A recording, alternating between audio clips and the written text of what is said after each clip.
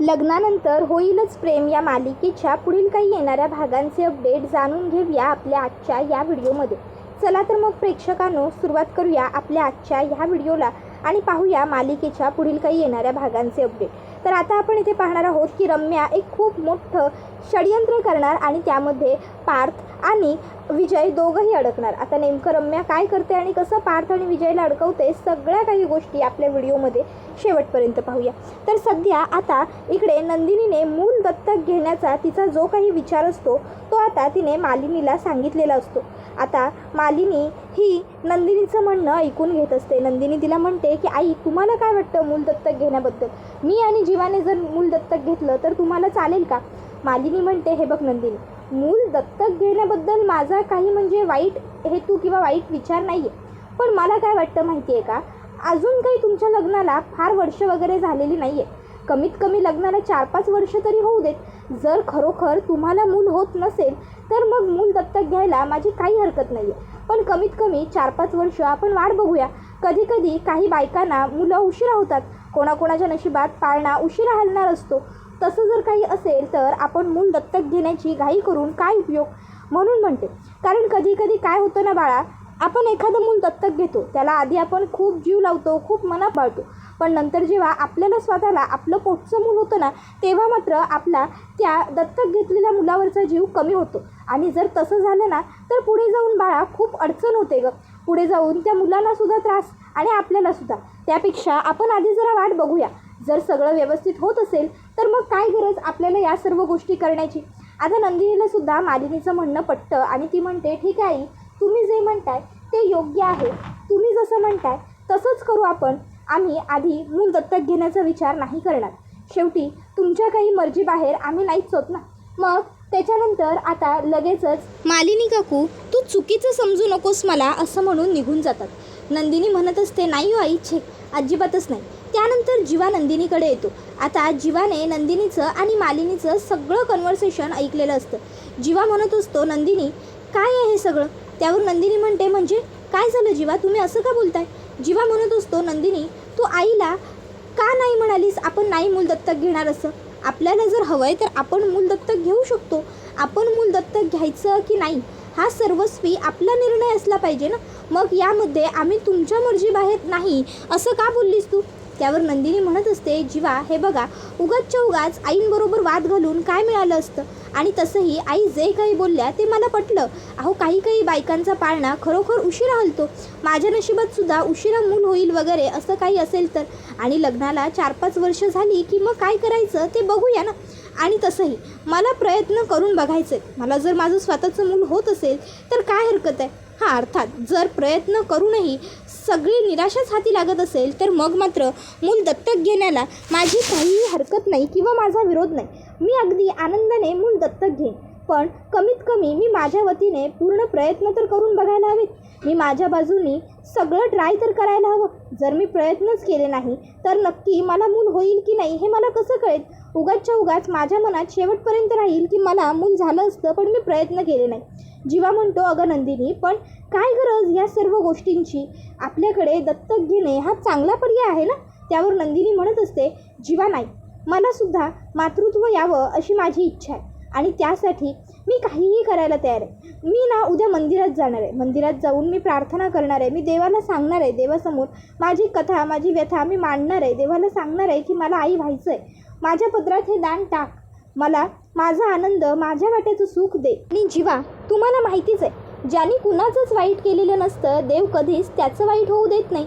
त्यामुळे माझ्या बाबतीतसुद्धा सगळं चांगलं घडेल, सगळं छान होईल आणि लवकरच मला हवी असलेली गुड न्यूजसुद्धा मला मिळेल. मला माहिती आहे, आपल्याला हवी असलेली गुड न्यूजसुद्धा आपल्याला मिळेल. फक्त आता तुम्ही काळजी करणं सोडून द्या आणि सगळा निश्चिंत विश्वास माझ्यावर ठेवा. तुम्हीच म्हणालात ना, आपल्याला आपलं मूल दुसऱ्या युनिवर्समधून या युनिवर्समध्ये आणायचं आहे. जर विश्वासच नसेल तुमचा, हा असा डळमळीत विश्वास असेल तर कसं चालायचं? तुमचा आहे ना माझ्यावर विश्वास? तुमची साथ मात्र लागणार आहे मला ह्या सगळ्यात. जीवा नंदिनीला म्हणतो, मी कायम असेन तुझ्याबरोबर. नंदिनी म्हणते, झालं तर मग जर तुम्ही माझ्याबरोबर असाल ना तर मग मला कसलीही फिकीर नाही, मला कसली चिंता नाही. त्यानंतर आता दुसऱ्या दिवशी नंदिनी ही आता मंदिरात जायला आलेली असते. मंदिरात जाण्यासाठी जे काही सामान असतं ते सगळं नंदिनीने खरेदी केलेलं असतं आणि आता नंदिनी ही मंदिरात जाणारच असते. इतक्याच समोरून एक मुलगी येते आणि नंदिनीला म्हणते, माई पूजेचं सामान घे की. त्यावर नंदिनी तिला सांगते, अगं बाळा मी आत्ताच घेतलं. त्यावर त्या मुलीकडे एक साबणसुद्धा असतो. नंदिनीला ती म्हणते, पूजेचं सामान घेतलंस, साबण घे की हो. अगं साबण घे, साबण सगळे डाग काढून टाकल बघ तुझ्यावरचे. आता नंदिनी म्हणते, काय? त्यावर ती म्हणते, अगं म्हणजे कापडावरचे गं. त्यावर लगेचच नंदिनी म्हणते, अच्छा असं, पण तुला 100% खात्री आहे का ती साबण डाग काढून टाकेल म्हणून? त्यावर नंदिनीला ती मुलगी म्हणते, 100% खात्री तर कसलीच नसते. आता त्या मुलीने हे जे काही नंदिनीला सांगितलेलं असतं ते मात्र नंदिनीला पटतं की 100% खात्री ही कसलीच नसते. मग नंदिनी त्या मुलीकडनं तो साबण खरेदी करते. मग ती मुलगी तिकडनं पुढे निघून जाते. नंदिनी आता म्हणत असते, खरंच ही मुलगी जे म्हणाली ते अगदी बरोबर आहे. 100% खात्री तर कसलीच नसते. माझे जे रिपोर्ट आलेत त्यांची तरी कशावरून 100% खात्री? म्हणजे माझ्या मनात जे आहे तसंच सगळं होईल, सगळं व्यवस्थित होईल, सगळं चांगलं होईल. देवाच्या दारात आले आणि मला एवढी चांगली गोष्ट समजली. खरंच या मुलीने आज जे शिकवलं आहे ना ते आयुष्यात खूप महत्त्वाचं आहे आणि खूप मोलाचं आहे. 100% खात्री ही कसलीच नसते. मग आता नंदिनी ही तिकडनं मंदिरात जाते. मंदिरात जाऊन आता ती देवासमोर प्रार्थना करते. देवासमोर ती तिची कथा सांगते की देवा मला माझ्या वाटेचं सुख मिळू दे. आजपर्यंत माझ्या आयुष्यात जी काही दुःख आली, जी काही संकटं आली त्या सगळ्याला मी अगदी धाडसाने सामोरे गेली. पण हे माझ्या पदरात जे काही तू दुःख टाकतोयस हे खूप मोठं आहे आणि हे मला नाही पेलवणार. माझ्या पदरात ही एवढी मोठी निराशा देऊ नकोस देवा. आजपर्यंत मी कोणाचं काहीच वाईट केलेलं नाही, कोणाचं काहीच पाप केलेलं नाही. मग माझ्या पदरात एवढी मोठी निराशा तू टाकणार नाहीस याची मला खात्री आहे. मला जे सुख हवं आहे ते माझ्या पदरात पाड. बाकी मला इतर काहीही नाही मिळालं ना तरीही चालेल, पण ही एक गोष्ट तेवढी, हे एक दान तेवढं माझ्या पदरात पाड. जर हे मला नाही मिळालं तर माझ्या बाईपणाला अर्थ उरणार नाही रे. तर आता दुसऱ्या बाजूला इकडे रम्या आणि पार्थ हे दोघंही ऑफिसमध्ये असतात. आता रम्याला विजयने आधीच सांगितलेलं असतं की जर तो पार्थ तुझ्या नादी लागला तर तू थेट मला येऊन सांगायचं. त्या पार्थला मी बरोबर दाखवतो की मी काय करू शकतो ते. त्यानंतर मग आता लगेचच इकडे रम्या हे विचार करते की नाही आता पार्थ आणि विजयमध्ये जरा भांडण झालंच पाहिजे. पार्थला आत्तापर्यंत असंच वाटत आलं आहे की तो बोलेल आणि मी ऐकून घेईन. माझ्याही बाजूने बोलणारं कोणीतरी आहे हे त्याला कळायला पाहिजे आणि हे सगळं ना काव्याच्या समोर घडायला पाहिजे, म्हणजे आणखीनच गंमत येईल. मग आता रम्या विचार करते, पण करू काय? विजय ऑफिसला येऊ शकतो जर मी त्याला फोन करून सांगितलं की मला तुला भेटायचं. मग काव्याला ऑफिसला आणण्यासाठी काय करता येईल? मग आता रम्या विचार करत असते. विचार करण्याबरोबरच ती ऑफिसमध्ये कामही करत असते आणि आता तिला एका सारिका नावाच्या मुलीकडनं कळतं की पार्थ हा चिडलेला आहे, नर्वस आहे. आता मग रम्या तिला विचारते, का गं तुला असं का वाटलं? त्यावर ती म्हणते, पार्थ सर कधीच एवढं रागावून बोलत नाहीत, पण आज ते खूप जास्त रागवून बोललेत. त्याबरोबर मग आता रम्या ही तिला विचारते, पार्थचा टिफिन दिसला का गं तुला त्याच्या टेबलावर? त्यावर ती मुलगी म्हणते, नाही टेबलावर तर काहीच नव्हतं सरांच्या, फक्त लॅपटॉप आणि नेहमीच्या फाईल्स वगैरेच होत्या. मग रम्या विचार करते, याचा अर्थ पार्थने टिफिनही नाही आणलेला. मग आता लगेचच ती काव्याला कॉल करते आणि काव्याला म्हणत असते, काय गं काव्या तुझं आणि पार्थचं काही भांडण वगैरे झालं आहे का? नाही म्हणजे त्याने आज टिफिनही आणलेला नाही आहे आणि जेव्हापासून सकाळी ऑफिसमध्ये आला आहे तेव्हापासून नुसता सगळ्या एम्प्लॉईजवरती राग करतोय, सगळ्यांवर नुसता चिडतोय, चिडचिड चालू आहे नुसती त्याची. सकाळी घरातनं निघतानासुद्धा काही खाल्लं नव्हतं का? म्हणूनच डोकं एवढं तापलं असेल, म्हणून सतत सगळ्यांवरती राग करत असेल. काय गं बोल ना, काही झालं आहे का तुमच्यामध्ये, की उगाचच म्हणजे काही खाल्लं नाही आहे म्हणून पार्थ चिडतोय? त्याबरोबर मग आता काव्याच्या लक्षात येतं की सध्या त्या दोघांमधलं काही फार बरं चाललेलं नाही आहे. मग काव्या म्हणते, नाही म्हणजे असं भांडण असं नाही म्हणता येणार रम्या. बरं ठीक आहे, तू एवढं कॉल करून सांगितलंस मला ते उपाशी आहेत हेच खूप झालं. मी एक काम करते, मी स्वतःच त्यांच्यासाठी टिफिन घेऊन ऑफिसला येते. त्याबरोबर आता काव्याने हे असं म्हटल्यावर रम्याला आनंद होतो, पण रम्या आता तो दाखवत नसते, ती आता शांत राहते. काव्या म्हणते, काय गं रम्या काय झालं, तू काही बोलत का नाही आहेस? मी येते त्यांच्यासाठी टिफिन घेऊन ऑफिसला, म्हणजे त्यांचाही मूड जरा बरा होईल आणि मला भेटले तर तिकडे त्यांना जरा बरं वाटेल. तसंही घरामध्ये आता हल्ली काही आमच्यात फार बरं बोलणं होत नाही, कमीत कमी ऑफिसमध्ये तरी त्या बहाण्याने कदाचित आमच्यामध्ये जरा बरं बोलणं होईल, जरा बरा विषय काहीतरी चालेल. असो मी निघते घरून पटकन डबा घेऊन. थँक्यू रम्या, तू मला एवढं कॉल करून सांगितलंस. रम्या म्हणते अगं अगं काव्य थांब थांब थांब, तू कशाला येतेस? काव्य म्हणते म्हणजे असं का बोलतेस तू रम्या? त्यावर मग रम्या म्हणते अगं काव्या, एवढं ऊन झालं आहे बाहेर, तू कशाला उगाच घरातनं बाहेर पडतेस? नाही तर तू इथे जर आलीस तर उगाच पुन्हा पार्थ मलाच दोष देईल. त्याला वाटेल की मी मुद्दाम होऊन उन्हातान्हातनं तुला इकडे बोलवलं, त्यापेक्षा तू नको येऊस. नाहीतर मी तुला सगळं सांगितलं, मी तुला इकडे बोलवलं म्हणून पार्थ माझ्यावरतीच चिडेल. त्यापेक्षा तू न आलेलं बरं. आणि कशाला उगाच तू स्वतःच्या जीवाला त्रास करून घेतेस? पार्थला ऑफिसमध्ये जर काही खायचंच असेल तर इथे ऑफिसमध्ये कॅन्टीन आहे की. पार्थ कॅन्टीनमधनं काही मागवून खाऊ शकतो आणि आपल्या ऑफिसचं कॅन्टीन उत्तम आहे.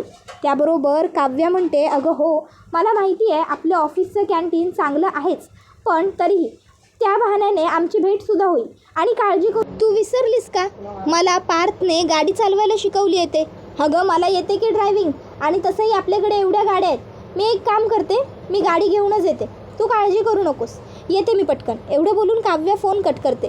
आता ती विचार करते चला त्या बहाण्याने ऑफिसमध्ये जाऊन जर पार्थना भेटले तर मे बी आमच्यामध्ये चांगलं कन्व्हर्सेशन होईल. सध्या घरामध्ये हे बाळ एवढं सोडलं तर आमच्यामध्ये काही कन्व्हर्सेशन होत नाही आहे. कन्व्हर्सेशन कसलं, घरात नुसते आमच्यामध्ये वादच होत आहेत. त्या बहाण्याने ऑफिसमध्ये वातावरण जरा वेगळं असेल, चिल असेल, जरा आमच्यात चांगलं कन्व्हर्सेशन होईल. मग काव्य आता पटकन किचनमध्ये येते. पार्थसाठी आता ती टिफिन पॅक करते आणि ताबडतोब आता ती पार्थला टिफिन घेऊन घरातनं बाहेर पडलेली असते. आता रम्या इकडे लगेचच विजयला कॉल करते आणि आता ती विजयला म्हणत असते हॅलो विजय, सॉरी ॲक्च्युली तू फ्री आहेस का? विजय म्हणतो सॉरी का बोललीस तू सुरुवातीला? त्यावर रम्या म्हणते सांग ना तू आहेस का फ्री? विजय म्हणतो माझ्या होणाऱ्या बायकोसाठी, होणाऱ्या मिसेस मतकरींसाठी मी नेहमीच फ्री आहे, बोल ना काय काम आहे तुझं? त्यावर रम्या म्हणते काल अरे तू मला एवढं तुला भेटायचं आहे असं म्हणाला होतास, पण मी काल ऑफिसमध्ये होते म्हणून मी तुला नको येऊ म्हटलं. पण ऐक ना, आज ऑफिसमध्ये मला फार काही जास्त कामं नाही आहेत, तर ऑफिसनंतर आपण दोघंजणं फिरायला जाऊ शकतो. पण माझी कार पंक्चर झाली आहे, सो मला तर नाही येता येणार, तर तू पिक करायला येऊ शकतोस का मला प्लीज? त्याबरोबर हे ऐकून आता विजय तर डायरेक्ट हवेत जातो. विजय म्हणतो ठीक आहे रम्या, अगं इट्स ओके, तुला माझ्याबरोबर वेळ घालवायचा आहे हेच माझ्यासाठी खूप आहे. माझ्या हातात कितीही महत्त्वाचं काम असतं ना तरीसुद्धा ते काम बाजूला ठेवून मी तुला घ्यायला नक्की आलो असतो. डोंट वरी. बरं कधी यायचं आहे ते सांग. त्याबरोबर रम्या म्हणते मला काय वाटतं माहिती, तू आता निघ. ॲक्च्युली काय आहे ना, माझी सगळी कामं संपत आलेलीच आहेत, मी जरा मस्त फ्रेश होते, टचअप करते, तोपर्यंत तू पोहोचशील. त्यावर विजय म्हणतो ठीक आहे, लगेच निघतो. आणि मग आता विजय हा मस्तपैकी आवरून वगैरे छान आता तो रम्याला भेटायला निघालेला असतो. विजय मनातून खूप खुश असतो, त्याला वाटत असतं की चला आज मला रम्याबरोबर छान वेळ घालवता येईल, मला रम्याला जाणून घेता येईल. तर इकडे आता काव्या ही टिफिन घेऊन पार्थच्या ऑफिसला पोहोचलेली असते. काव्या दरवाजातून विचारते मे आय कम इन? आता काव्याचा आवाज ऐकल्यासारखा पार्थला वाटतो, पण पार्थ विचार करतो नाही काव्या इकडे कशाला येतील. पार्थ विचार करतो मला भास होतोय. काव्या पुन्हा विचारते मे आय कम इन? त्याबरोबर पार्थ येस असं म्हणतो. त्याबरोबर मग आता काव्या त्या ठिकाणी येते. आता काव्याला समोर बघून पार्थला आनंद तर खूप होतो, पण काव्या अशी अचानक ऑफिसला कशी आली आणि एकटी कशी आली हा प्रश्नसुद्धा पार्थला पडतो. पार्थ म्हणतो काव्या तुम्ही यावेळी ऑफिसमध्ये? त्यावर काव्या म्हणते हो, काय करणार, माझा नवरा टिफिन घेऊन यायला विसरला होता ना, म्हणून मग टिफिन घेऊन यावं लागलं. आता विसरला होता की रागाने आणला नव्हता हे ते नवऱ्यालाच माहिती. त्याबरोबर आता पार्थ लगेचच काव्याला म्हणतो बसा. काव्या बसते. पार्थ आता काव्याला पाणी देतो. त्याच्यानंतर काव्या पाणी वगैरे पिते. मग आता काव्या म्हणते काही नाही हो, सहज विचार केला जरा तुम्हालाही भेटेन, आपल्यात बोलणं होईल म्हणून आले. पार्थ म्हणतो ठीक आहे, काही हरकत नाही, पण अहो काव्या उन्हातान्हातनं एवढं वनवन करत माझ्यासाठी टिफिन घेऊन यायची तुम्हाला काय गरज होती? माझ्याशी बोलायचंच होतं तर आपण घरीही बोललो असतो की. उगाचच्या उगाच तुम्ही स्वतःला त्रास करून घेतलात. या उन्हातान्हातनं काय गरज होती एवढं सहन करत यायची? त्यावर काव्या म्हणते देशमुख आता तुम्हीही विसरताय का त्या रम्यासारखं?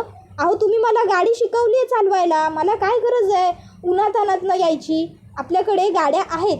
मी आपल्या पार्किंगमधली गाडी काढली, तिला चावी लावली आणि थेट येऊन तुमच्या ऑफिससमोर गाडी थांबवली. त्यावर पार्थ म्हणतो काय तुम्ही गाडी चालवत इथपर्यंत आलाय? त्यावर काव्या म्हणते अर्थात पार्थ, तुम्हीच मला सांगितलं होतं ना की आपल्या बाबांनी आपल्याला सांगितलं आहे की आपली गाडी आणि आपला जीव कोणाच्याही हातात द्यायचा नाही, स्वतः गाडी चालवायची आणि स्वतः गाडी वापरायची. मग मी सुद्धा स्वतःच गाडी चालवणार ना. त्यावर पार्थ म्हणतो पण काय गरज होती तुम्हाला हा नको तो आगाऊपणा करायची?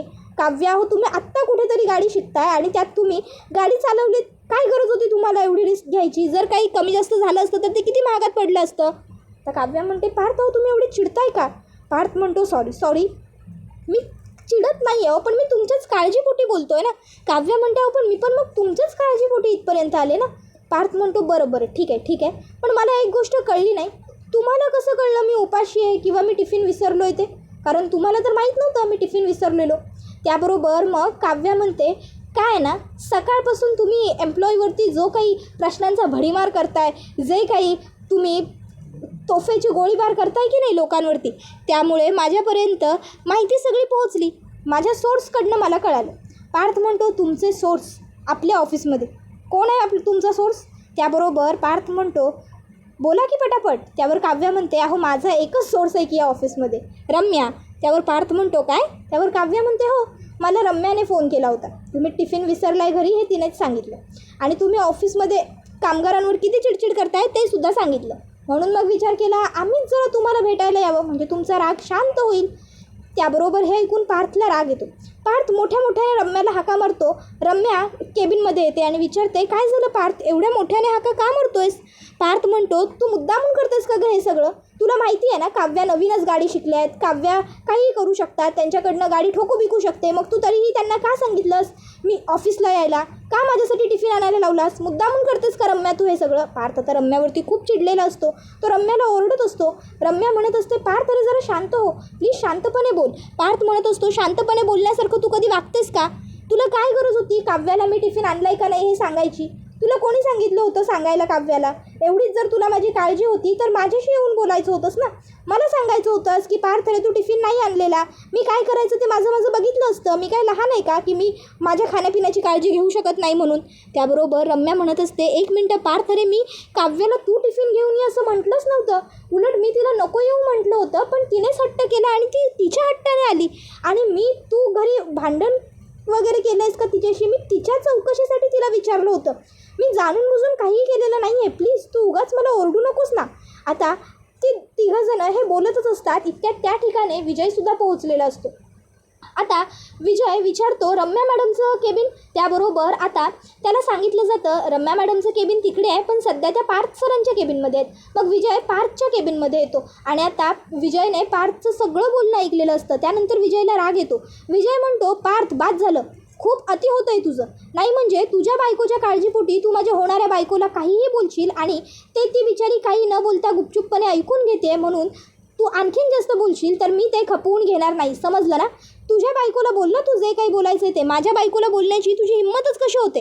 हे बघ, माझ्या बायकोबरोबर बोलताना नीट बोलायचं, समजलं ना? त्या दिवशी तुला एवढं सांगितलं तरी तुला कळलेलं नाही आहे का? त्यावर पार्थ म्हणतोय, हॅलो, माझ्या ऑफिसमध्ये येऊन बोलण्याची हिंमत करतोयस तू माझ्याबरोबर? Get out from here. तुला कुणी बोलवलं माझ्या ऑफिसमध्ये? तुझी हिंमत कशी झाली माझ्या ऑफिसमध्ये येण्याची? आता विजय म्हणतो, तुझ्या ऑफिसमध्ये येण्याची हिंमत मला पण नाही आहे आणि गरज पण नाही आहे. माझ्या होणाऱ्या बायकोने मला तिला पिकअप करण्यासाठी बोलवलं आहे ना, म्हणून मी आलो. आता या दोघांचं भांडण बघून म्हणजे काव्याला आणि रम्याला दोघींनाही असा प्रश्न पडलेला असतो की बापरे, हे काय भांडतायत? आता विजय आणि पार्थमध्ये अगदी म्हणजे अटीतटीचं भांडण झालेलं असतं, अगदी विकोप्याचं भांडण झालेलं असतं. रम्या ही विजयला शांत करण्याचं नाटक करत असते, तर काव्या ही खरोखर पार्थला शांत करण्याचे प्रयत्न करत असते. त्याबरोबर हा व्हिडिओ इथेच संपतो. व्हिडिओ आवडला असेल तर व्हिडिओला लाईक करा, चॅनलवर नवीन असाल तर चॅनलला सबस्क्राईब करा आणि बेल